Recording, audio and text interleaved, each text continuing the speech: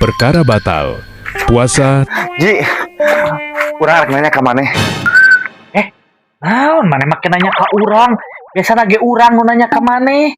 Da tu maneh di dinya, bagian urang ayeuna mau nanya ka maneh. Oyahna. Nya heueuh naon? Ieu mah anu matak ngebatalkeun puasa teh naon wae, Ji? Nu kitu we oge teu apal, Bray. Dahar jeung nginum kur sakitu, eta teh kudu ditahan. Oh, gitu, Ji. Alhamdulillah ya Allah, salamet Ji aing. Emang maneh kunaon, Bray? Da teu kunaon nih. Terancam maneh. Jadi kieu Haji caritana urang teh hudang sare biasa geus kebiasaan aing nya dihareup teh udud sabatang kepluk geus beres sabatang karek ngeuh lah kan aing teh keur puasa. Urang nanya ka si Haji cen teh rumpat ka dieu. Ji lamun misalna puasa aing teh udud batal henteu kitu maksud urang teh Ji. Teu, Bray. Teu batal.